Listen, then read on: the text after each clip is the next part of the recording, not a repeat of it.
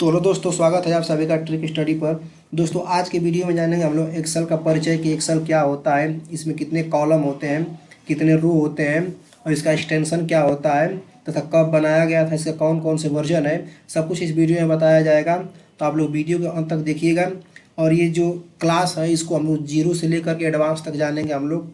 आप लोग को पूरा इंटरफेस बताया जाएगा, एक एक करके हर एक चीज़ एक्सेल का पूरा एकदम पूरा क्लास बताया जाएगा। तो आप लोग वीडियो को पूरा देखिएगा और ये चैप्टर वाइज हर चीज़ को बताया जाएगा, इसमें क्या क्या चीज़ें आप लोग यहाँ पर जो भी चीज़ें देख रहे हैं, यहाँ पर फाइल है, होम है, इंसर्ट है।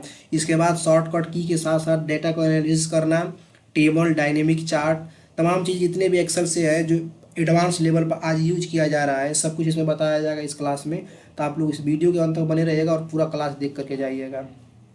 तो चलिए बिना देरी किए शुरू करते हैं। तो चलिए दोस्तों, हम लोग देखते हैं एक्सेल का परिचय कि एक्सेल क्या है और इसमें क्या क्या चीज़ें हैं। देखिए, माइक्रो एक्सेल एक क्या है, स्प्रेडशीट सॉफ्टवेयर है जिसका प्रयोग हम लोग डेटा लिखने के लिए, गणना करने के लिए, टेबल बनाने के लिए, चार्ट बनाने के लिए तथा हिसाब किताब रखने के लिए इसका प्रयोग किया जाता है। आप लोग यहाँ पे यूज में देख सकते हैं कि इसका हम लोग यूज कहाँ कहाँ कर सकते हैं। देखिए, जो जटिल मतलब कि बहुत कॉम्प्लेक्स जो गणनाएं होता है, जो कैलकुलेशन होता है, उसको आसान बना देता है। टेबल, डायनेमिक चार्ट बनाने में, डेटा एनालिसिस में, और भी इसका बहुत मल्टीपल यूज है। डेटा को आसान बनाने के लिए हम लोग एक्सेल का भी आगे हम लोग यूज देखेंगे कि बड़े डाटा में से कैसे एक डाटा को फिल्टर करते हैं, कैसे हम लोग एक्स लुकअप लगाते हैं, कैसे वी लुकअप लगाते हैं। मतलब मल्टीपल लेवल का कार्य जो होता है एक्सेल के द्वारा किया जा सकता है। आप लोग एक एक करके सब कुछ बताया जाएगा।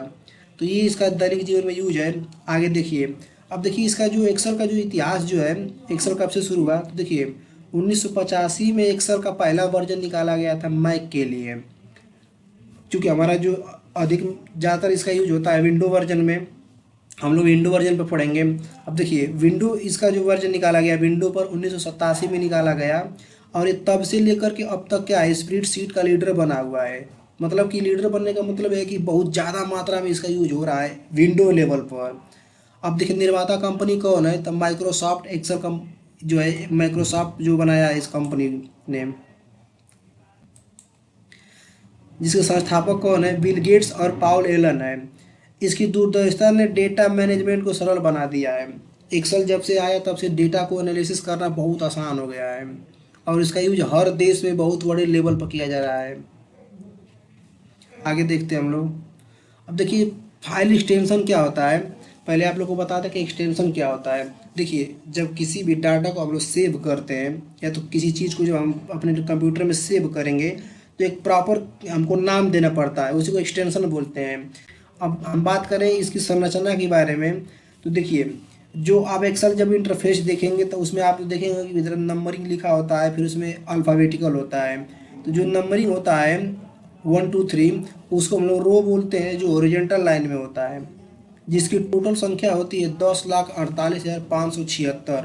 आप लोग यहाँ पे देख सकते हैं, लिखे हैं 1 2 3, और इसका जो अंतिम जो रो है वहाँ पर लिखे हैं 10,48,576, यानी कि रो की जो अंतिम जो कॉलम होता है उसकी टोटल संख्या इतनी होती है। और अगर हम कॉलम की बात करें हम, तो कॉलम की टोटल जो संख्या होती है 16,384 होता है। कभी कभी परीक्षा में पूछ देता है कि बताइए कि एक्सेल में रो का संख्या कितना होता है, कॉलम की संख्या कितने होता है, ठीक। और अंतिम कभी पूछता था कि अंतिम कॉलम का नाम क्या है। देखिए, अंतिम कॉलम यहाँ पर मेंशन किए हुए हैं, XFD होता है। और ये जो होता है अल्फ़ाबेटिकल होता है, ए से शुरू होता है। जब उसका इंटरफेस खोलकर आप लोग दिखाएंगे तो आप लोग अच्छे से समझ में आएगा।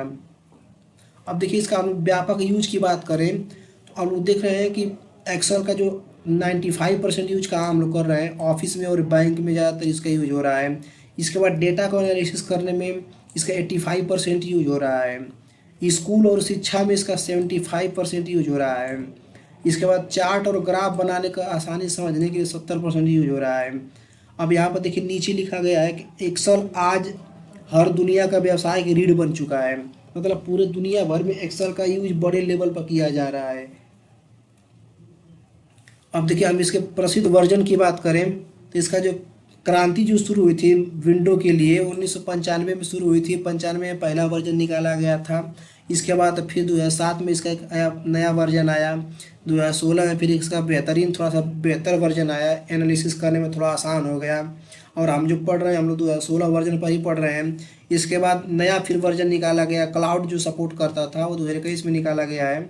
और आज जो आधुनिक जीवन में जो इस समय हम लोग प्रेजेंट टाइम में जो यूज कर रहे हैं उसका जो है ऑफिस 365 है जो ज़्यादातर यूज किया जा रहा है। इसमें और उसमें कुछ ज़्यादा खास अंतर नहीं है, उसका भी हम लोग दोनों का डिफरेंस देखेंगे कि 2016 में और ऑफिस 365 में क्या डिफरेंस है। तो ये इसका कुछ बेसिक परिचय रहा है।